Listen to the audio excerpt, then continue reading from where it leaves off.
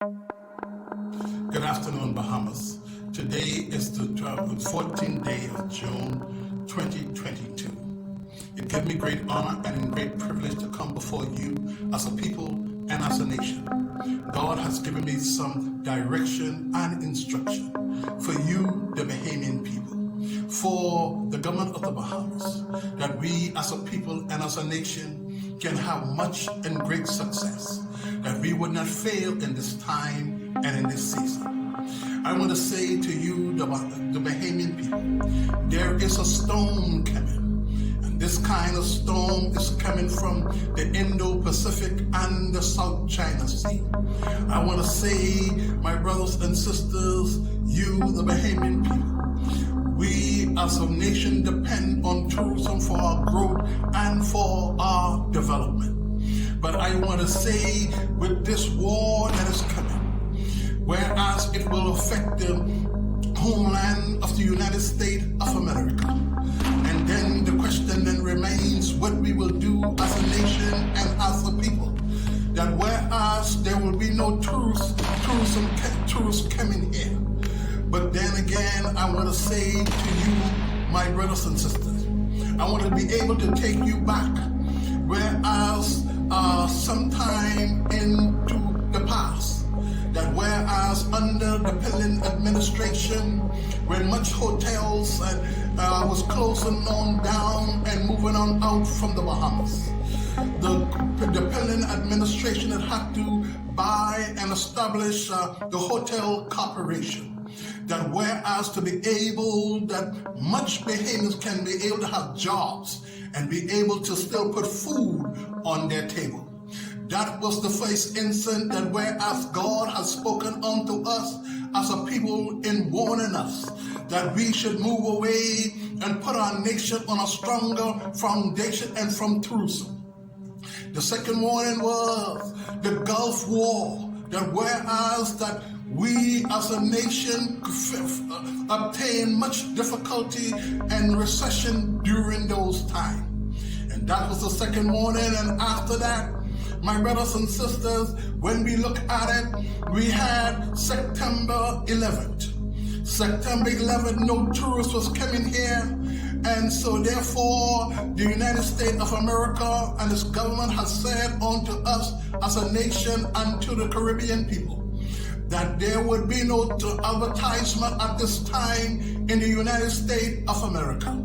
But at that time, the Caribbean governments have come together and the Bahamas to Atlantis at that time to say how we would restructure and how we would advertise under one umbrella, that we can still be able to survive. But after that, and things have finally settled, the government of the Bahamas continuously to still go on tourism, and no major instruction, no major restructuring, and no major putting us on a firm foundation that we can still survive as a people and as a nation. So therefore, my brothers and sisters, I want to say unto you, we as a people and especially as the government of the Bahamas must begin to prepare for this Indo-Pacific and the South China Sea war that is be able to be coming our way, which will affect the United States of America. United States of America already began to put their coalition in place, that whereas that they can be able to protect themselves and the security of the United States of America and the American people. So the question then remains, we as a government, what we will do to be able to protect ourselves and be able to ensure that we as a nation can be able to have a steady pace of economic growth and development for the Bahamas and for the Bahamian people. I want to say, my brothers and sisters, if we do not prepare and put nothing in place, this what will happen to us as a people and as a nation. The government of the Bahamas will not be able to pay its national debt. It will not be able to find finance to pay its civil servants, the police, the defense force, the people who work in tourism, whereas the educators and so on. But I want to say to you, we must begin to plan strategically as a government. We must be able to find ways how to be able to make hope for the Bahamas and for the Bahamian people. When I look at the Bahamas today and look at what we have in the Bahamas, we also have the credit unions. We also have the government of the Bahamas. And so how we will use that as instruments for our success. When you look at the credit union can become one of the greatest and the financial institution for the Bahamas and also for the survival of the Bahamian people. Because why?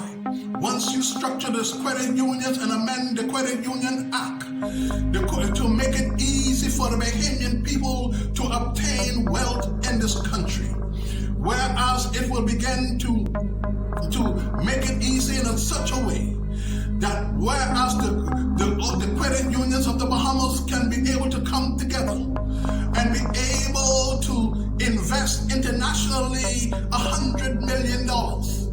When they invest $100 million into 20 entities and break it down, it will be $5 million entity per entity. And whereas it be as a government and as a people and the credit union do the demographic to make every one of those entities to make at least $50 million per year for their members.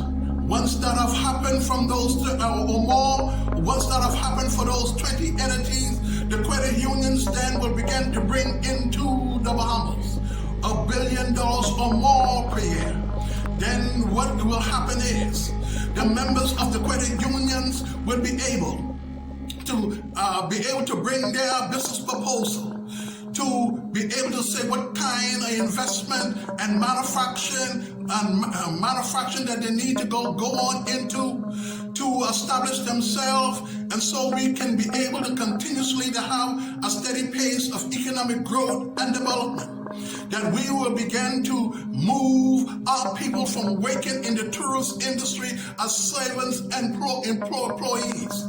That whereas that they will become major entrepreneurs and investors in the Bahamas once we as a nation and as a government make it easy for them to obtain wealth. They would be able to determine their own destiny and their own future and their own growth and development. That they would not have to look to the government of the Bahamas, but they would be able to invest in the Bahamas and outside of the Bahamas. And so therefore, when you look at that, we will be able to make it in difficult times and in good times. And so I want to say this. When you look at it, the government of the Bahamas can also do the same thing. Invest $100 million outside of the Bahamas, and I would suggest, whereas Africa, the continent of Africa, have much opportunities and much success for we as a nation and as a people. When you look at it already, the country of Barbados, which is one of our neighbors, already have went on into Africa and established bilateral and trade and investment agreement. That whereas that they can be able to bring into Barbados $200 million per year in terms of trade. And so I want to say to us, we as a nation cannot leave ourselves behind. We got to start making much provision for the Bahamas and for the Bahamian people. And so when you look at it, the government of the Bahamas must be able to begin to look at that and see how that they have done for themselves. And they already established financial for wiring money into Africa and into Barbados. We can also likewise do the same thing. We can also establish the credit unions to be able to be throughout Africa. That whereas the credit union of the Bahamas can come a multi-billion-dollar corporation, that we as a people and as a nation would not have to be scrapping and standing on lines for food. Because when you look at it, as it stands right now, the Bahamas get all its food from the Bahamas, whereas it's over $1 billion per year in times of importing food. But I say unto you, if that is being cut off from us as a people and as a nation, the question then remains what we will do as a people and as a nation and as a government. And so, the government of the Bahamas must be able to look at the farmers of this country, to be able to subsidize the farmers, to bring in all of the necessary equipments, that whereas the farmers can be able to establish themselves, that we will become self-sufficient in food in a short period of time, that we will be able to have all of the necessary seeds for fruits and vegetables that we needed to have in this country. And we must be able to have a surplus of seed, that whereas we can have at least 5 to 6 to 7 years of seed, because if we do not have that much in this country, then when that Indo-Pacific and South China Sea storm kick off, then we cannot afford to be running all over the place and be able to looking for hope and for rescue. We would not have to, as a government of the Bahamas, to make a mayday call until foreign government said, mayday, mayday, this is the Commonwealth of the Bahamas. We need help here and we need to be rescued. But if we put ourselves in the position to say how we would protect ourselves and protect the interests of the Bahamas, we would be able to be successful. We would be able to look at it in such a way that we would not be able to fall or crumble. That whereas it will be much violence and crime in our land because of we would not have stability in terms because we do not have food in our country. But I want to say unto you, Bahamas, this is the time and the opportunity that God want to make a change for us and be able to make hope for us, that we would be protected and be preserved.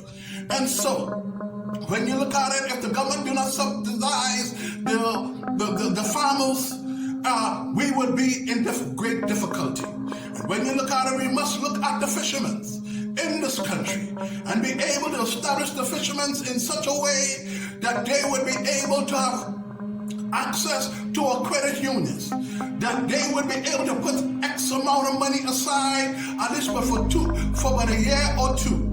That whereas that they would be able to set up their own fish house in the Bahamas. When they sell their product to the fish house to go internationally, that whereas the money that come back from selling their product, and they would be able to have two sets of money, the first sale and the second sale. And then the credit unions will be able to monitor it and be able to on 20% of that, so that whereas that they would not fail in growth and development. Once that have happened, the fishermen in this country can be able to establish themselves in many different ways. That they can establish themselves in owning ships, shipping companies, to go to different countries throughout the world.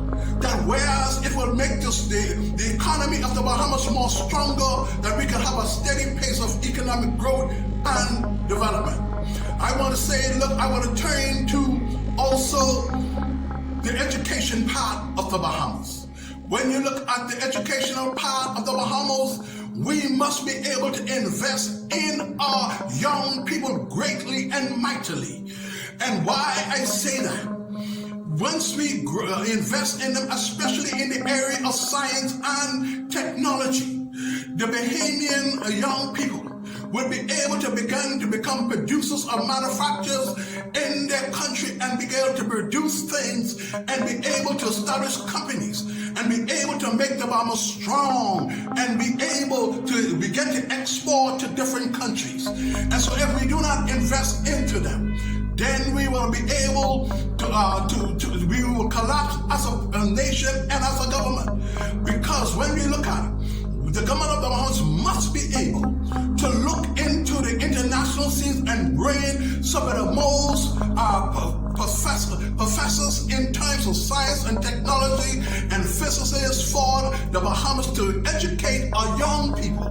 Once that has happened, the Bahamas will begin to be on a more solider foundation. We would not have to depend on tourism. We would begin to be a nation that can export things. We would be able to bring in live and bring in raw materials from many different countries. That whereas we would begin to export and produce and manufacture things. And so therefore, when we look at it in another way, that the Bahamas in terms of our natural resources, the Bahamas also have diamonds, whereas the government of the Bahamas is not saying much about it in one of our islands in the Bahamas. That whereas it can be billions of dollars, or whereas it can be trillions of dollars in diamonds, but they are not saying it unto you, the Bahamian people. But I do know it is so. And so, my brothers and sisters, we as a nation and as a government do not have to continuously to be borrowing money. We can establish ourselves in such a way that the Bahamas will be able to excel, and we, the Bahamian people, can become some of the most richest and the most successfulest people in the world. When we look at it, we also have aragonite and calcium carbonate. That whereas the Simlet family continuously to export that over $3 trillion out of our country in every year, if the Bahamas government will only tax that, if the Bahamas government would only get to $300 and some billion from that per year, the Bahamas will be able to excel in such a way. It will be no more stopping for growth and development for the Bahamas, and neither for the Bahamian people. We will be able to determine our own future and our own growth and development. And so therefore, so at the end of the day, the people of the Bahamas would not be able to have to look to foreigners to come on in to develop our nation. We would be able to do it ourselves. So I must say to you, if we do not make conscious and sober decision, we will falter and we will fail. And so we cannot afford to be buddies with the Simlet families, because at the end of the day, we as a nation and as a people and as a government will perish. The government of the Bahamas will collapse. And let me tell you why it will collapse. It is simply because they would not be able to pay national debt. They would not be able to pay a civil servant. They would not be able to make ways for us as a people and as a country. But I say unto us, continue to have hope, Bahamas. And I also want to thank the Bahamas Constitutional Party for the 2 times that and the opportunity that they has given unto me to be able to run in 2 general elections. I want to thank the leader of the Bahamas Constitution Party, Sherelle Ali McIntosh, who is a visionary and who understands how to govern and who understands how to establish us as a people and as a nation in terms of growth and development. I want to thank the BCP family, and I want to thank God Almighty for being able for this day to be able to talk unto you, the Bahamian people, to let you know that there is hope for us, that we don't have to perish and we don't have to go down into destruction, but it can be much hope for us, much survival, if we as a government will take the right road of success and put the right things and the right legislation in place, that at the end of the day, we would be able